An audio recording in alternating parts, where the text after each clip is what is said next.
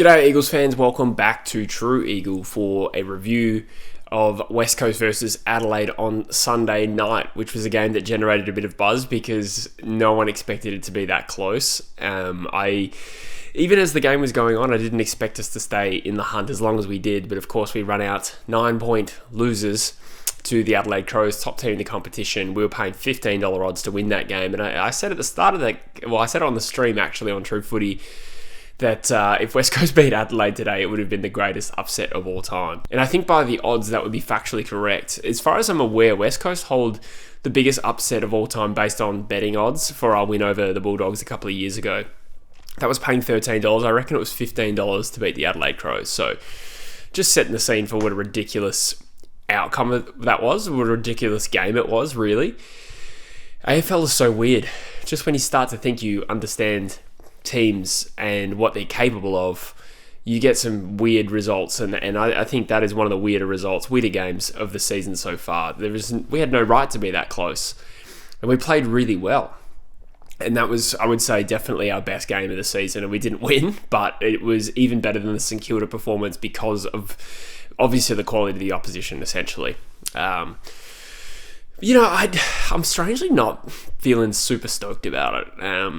And I don't know if this is shared. Let me know in the comments if you agree with this, but there's a sense of a tinge of resentment I'm feeling, to be honest. And I will talk about the positives from this game, of which there were many, and we played really well. But there's a tiny part of me that's resentful of the fact that, that's what we're capable of. And I don't expect it every week. But why was there such a huge gap between what we've been producing over the last month and that? We were capable of playing a lot better than we have been. And there's a little sense of me that it's like a little bit of too little too late for me to really feel good about where we're at, to be honest. Anyway, that's just me being a little bit candid with you all about the overall performance, although I am proud of them. They did play really well. And like I said, I kept expecting us to lose touch with them much earlier than we did. It continues a trend, if you want to call it a trend, but there is a bit of a trend this year of us playing our best footy against some of the top teams in the comp. So, did we lead Brisbane at three-quarter time? We were definitely 5 goals up in the second quarter, I want to say. Maybe it was even the first. And I reckon we led at halftime, but I don't remember about three-quarter time. Against Collingwood, I thought that was one of our better performances of the year. And we were in front at least at halftime in that game, maybe even three-quarter time. That's kind of bizarre if that's true. And then we're 10 points up at three-quarter time against the Adelaide Crows. And funnily enough, it just comes down to, I actually missed the first couple of goals of the game. I was late back from the show. So I walked through the door to see Adelaide kick a few goals to end the first quarter. And, I was happy being just 17 points down or whatever it was because we seemed to be playing okay. As it turned out, that patch in the second half of the first quarter was what lost us the game, because outside of that, we outscored them. Which is just crazy to think. And we kept them goalless in the second term. It's funny to analyse like the stats of this game. I always try and look through the stats and the KPIs, and I was thinking like we must have, edged them in clearances or inside 50s, but that was one of our worst inside 50 games in terms of supply this year. 37. I know it's one-dimensional to just look at the inside 50s. I would say 37 might be the lowest we've had this year, to be honest, which is crazy.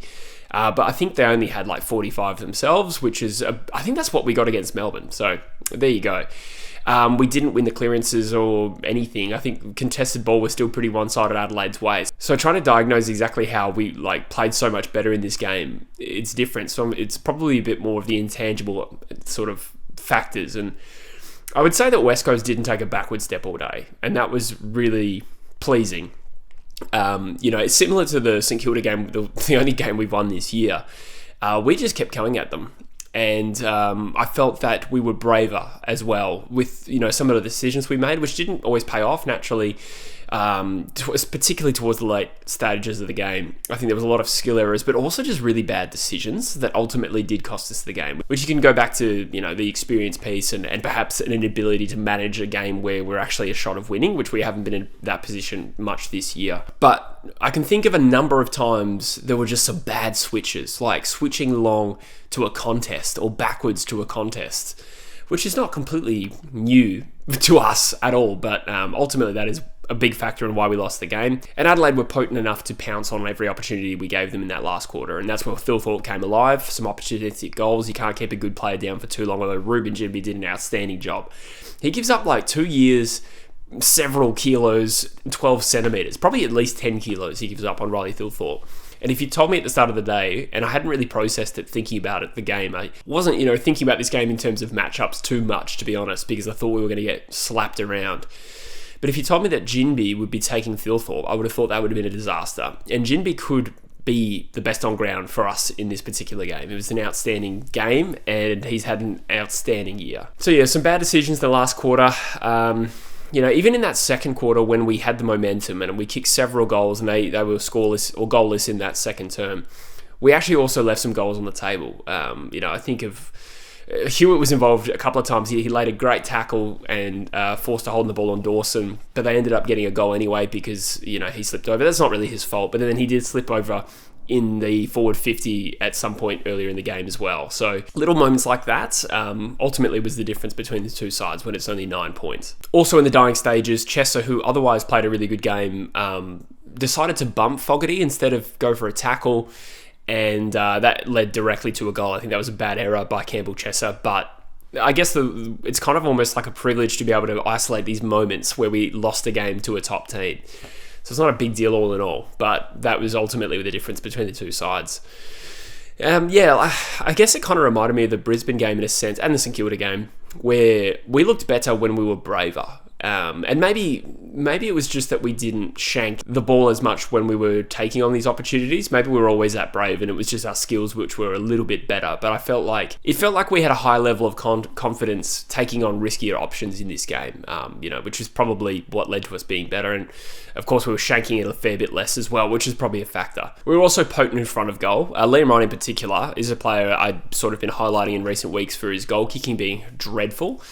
He kicked 3 goals straight. At least 2 of them were set shots. He had a really good game, and that is, such a huge value add when you go 12 goals 6, 78 instead of 6 goals 12, 48. I think the game ends up vastly different if we weren't kicking straight in front of goal. Job Shanahan as well. As I'm recording this, I don't know if they've announced the Rising Star nomination, but he'd have to win it this round. I can't remember off the top of my head how many other player has gone this round. Trent Buth actually had a really good debut for North Melbourne, but Shanahan would be a very worthy winner of the Rising Star nomination, which would make it at least 3 this year for us. I'll get to some other individuals shortly, but that is the 8th time we've been in front at halftime this year, which I reckon would be more than last year where we had 5 wins, because in those 5 wins, I know that at least one of them we were down at halftime against North Melbourne. Not sure about Gold Coast. That was a very close game throughout. We could have been down at halftime in that game as well.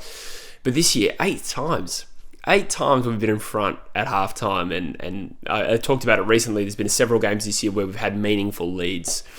So from that point of view, it kind of makes you feel a little bit better about the 1-win season when we've gotten ourselves into winning positions and, have ultimately fallen away in all but one of them. And, to be missing, we've been missing McGovern, Yeo and Waterman all year, but you take out Oscar Allen, who obviously was out of form. But further to that, most recently, Harley Reid. I would have thought any chance of us...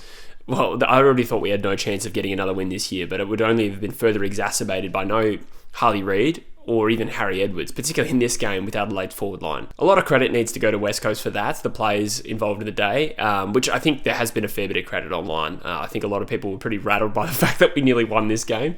But like I said, I just go back to the sense of where was this? Where was this, any of the last 4 weeks? I feel like I was pretty positive on us post-Collingwood. I was probably less positive on us against Port Adelaide because I felt like even though it stayed close, we did get pretty well beaten in that particular game, and then we've gone into this really awful form. But if we played like that against Richmond, right, and presumably won, if we played that well against Richmond, we'd probably win the game. And instead, we get belted by Richmond and still lose this game. And I feel like it does alter the narrative a little bit. If we just played that performance against a shit team, ironically, I feel like there'd be less negativity around us right now than having lost both games. But so be it. As far as individuals go, we talked about Shanahan, we talked about Ruben Ginbey. Tim Kelly as well deserves a lot of credit. It's not a popular take at the moment to praise Tim Kelly because he has let us down a lot over at least the last couple of years, certainly this year. But the last 3 weeks, he has absolutely delivered exactly what we'd be realistically asking for from a Tim Kelly that is 31 years old. So his last 3 weeks, he's had 7 clearances, 8 clearances, and then 11 clearances this week against the Adelaide Crows and kicked a goal. Well, at least this week he kicked a goal. A really good performance. We need more of that. And, I was ready to delist him 3 weeks ago. And now I am thinking, well, if he can play like that most weeks for the next 2 years, he's absolutely going to add some value. So credit where it's due. He's become a bit of a whipping boy, but he's had a really good 3 weeks, Tim Kelly. Tom McCarthy as well. I feel like he could be...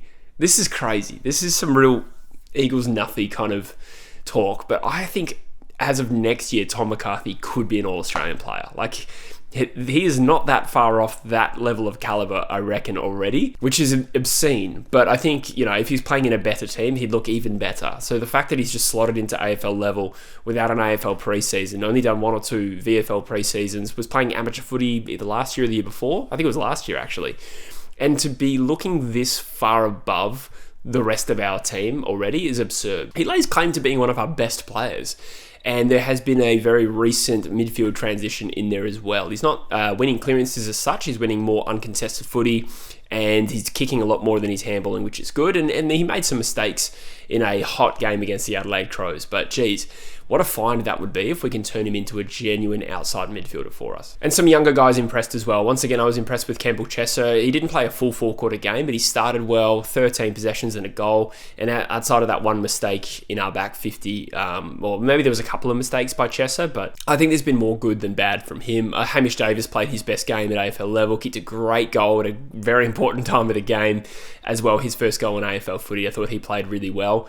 And Clay Hall actually also took some strides in this game. I'm not sure how many possessions he ended up with, but he had 4 clearances and attended less than half of the centre bounces. But he also had a little bit more composure, I think, and it probably used a bit of run and carry a little bit more than I had seen previously from Clay Hall at AFL level. So I think that was a real step forward for Clay Hall. Straight after a week where Bailey Williams, I think, actually won the hit-out count against Max Gawn last week. I don't know how that works out, or it must have been close. I think West Coast might have had more hit-outs, but I said at the time, Max Gawn annihilated us, and Bailey Williams did not win that battle. Matt Flynn, by contrast this week, I wouldn't say he won the ruck battle, but he did get slaughtered in hit-outs, and yet I thought he played well, to be honest. I think there was, again, an intangible impact that he had. I think it was probably just his attack on the footy and his energy around the ball, and his ability to just sort of halve contests throughout the game was way better than his average performance.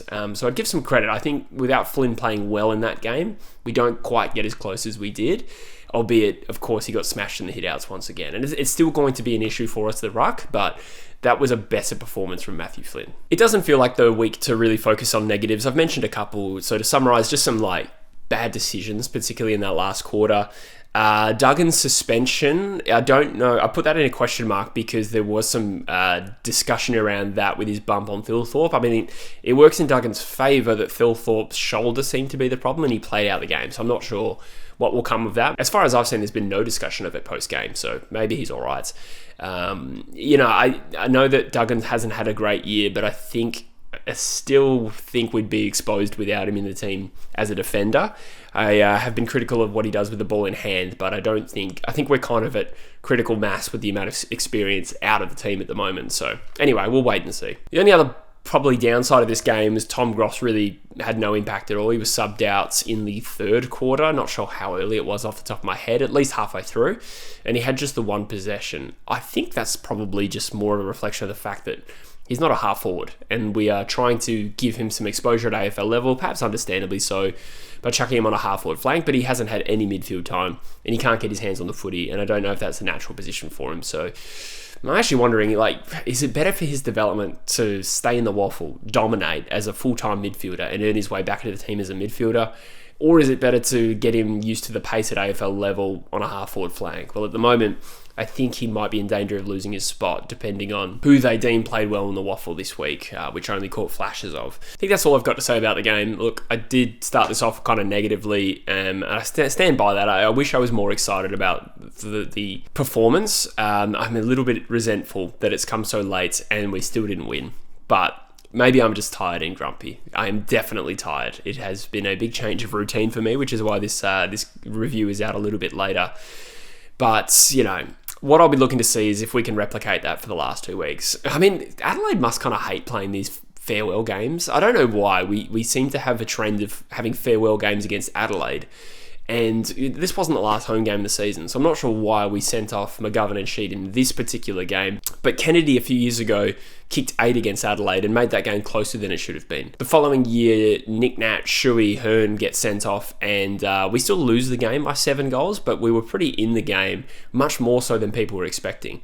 And once again, this game had no right to be as close as it was. Adelaide must just hate playing against us in these farewell games because they're wins that there should be percentage boost for them and they're not quite getting that for some reason. What I will say is that, well, I have seen a lot of Adelaide fans really critical of their performance, and understandably so, when you beat Hawthorn the previous week in that's a much more skillful and quality opposition than we are, and then you come to Perth and you don't annihilate a team everyone expects you to. I understand the criticism. I don't think they were at their lethal best, but outside of the last month, which has been pretty poor from a West Coast point of view, I have said there's been so many times this year, oppositions have expected to annihilate us, and we have been much more annoying to play than they are expecting, and they're always disappointed. So Collingwood fans weren't happy, Port Adelaide fans weren't happy, Brisbane fans wouldn't have been happy. I feel like there was that discussion around Hawthorn when they beat us at Marvel earlier this year. St Kilda fans definitely weren't happy. Carlton in the most recent battle, they did annihilate us for the first quarter and a half, but then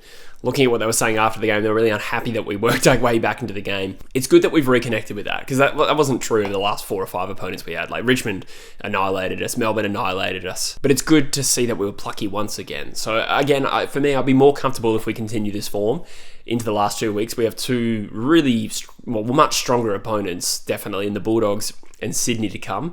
But if we can do that against Adelaide, I think it's reasonable to expect we can be competitive again in the final 2 games. I'm not saying I'm actually expecting that, but it's reasonable to ask that of this team. It's been a really disappointing year, and it's certainly not the time to be putting the queue in the rack. There's still something to prove, absolutely, and hopefully we can take some of this belief into the final 2 weeks and just give us something to cheer about, because there hasn't been a lot of that this year. But anyway, let me know what you think of the game, Eagles fans. Some other news, Darcy Cameron has re-signed with Collingwood, which has taken him out of our calculations. Over the last couple of weeks, I've actually probably started to oscillate again towards thinking maybe we just keep the draft pick instead of trading for Darcy Cameron. But a little bit of buzz around Mitch Duncan potentially making his way to West Coast as one of those Sam Mitchell-esque play a year transition into coaching. I think we could do far worse than that. So at a later date, I'll make a video talking about trade and draft once again. But for now, let me know what you thought of the Adelaide game, and I'll see you in the next video. Up the Eagles.